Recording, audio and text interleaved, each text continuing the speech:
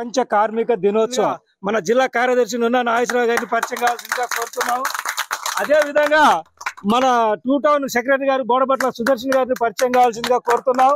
ఈ పండుగ వాతావరణానికి వచ్చినటువంటి మన 57వ డివిజన్ పార్టీ సెక్రటరీ అయినటువంటి మన చిరంజీవి గారిని అగ్రికల్చర్ చిరంజీవి గారిని పరిచయం కావాల్సిందిగా కోరుతున్నాం. అదే విధంగా మన వెంకన్న బాబు గారిని పరిచయం కావాల్సిందిగా కోరుతున్నాము. అదే విధంగా మన వికలాంగుల కాలనీ పార్టీ బాధ్యులైనటువంటి శాఖ సెక్రటరీ మన శాంతి గారిని పరిచయం కావాల్సిందిగా కోరుతున్నాం. మన ఈ ఏరియాలో ఉన్నటువంటి పార్టీ సీనియర్ సభ్యులు మన లక్ష్మయ్య గారిని పరిచయం కావాల్సిందిగా కోరుతున్నాం. అదే విధంగా మహిళల నుండి మన విజయ మంగ మళ్ళీ మన కొమ్ము రమేష్ అబ్రహాము బాబురావు ఎల్ఐసి బాబురావు నర్సయ్య గుమ్మడి నర్సయ్య భిక్ష ధర్మారపు భిక్షం బాబురావు మన సత్యం కింద 2వ శాఖ 3వ శాఖ సెక్రటరీ అయినటువంటి మన సత్యం గారిని అంతా మన పార్టీ సభ్యులు పరిచయం కావాల్సిందిగా కోరుకు దీనికి అధ్యక్షత మన చిరంజీవి 57వ డివిజన్ చిరంజీవి గారిని అధ్యక్షత వహించవలసిందిగా కోరుకుంటున్నాను. ఓకే మిత్రులారా, ఈ రోజు మేడే కార్యక్రమానికి విచ్చేసినటువంటి మీ అందరికి కూడా హృదయపూర్వక నమస్కారాలు తెలియజేసుకుంటూ ఈ రోజు ఇక్కడికి విచ్చేసినటువంటి మన జిల్లా కార్యదర్శి నున్న నాగేశ్వరరావు గారు జెండావిష్కరణ చేస్తారు.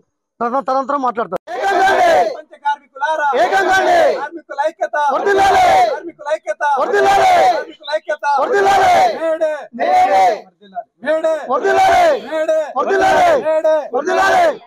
నూట 139వ మేడే సందర్భంగా ఇక్కడ మేడే జెండావిష్కరణ కార్యక్రమం నిర్వహించినటువంటి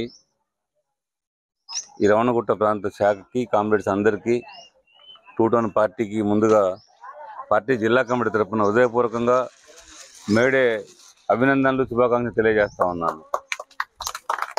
ఇప్పుడు వెంకన్న బాబు గారు చెప్పాడు 139 సంవత్సరాల క్రితం కార్మికుల పని గంటల తగ్గింపు కోసం కొన్ని మెరుగైన సౌకర్యాల కోసం చేసినటువంటి పోరాటమే మేడే. ఒకనాడు 18 గంటలు 17 గంటలు పనిచేయాల్సి వచ్చేది.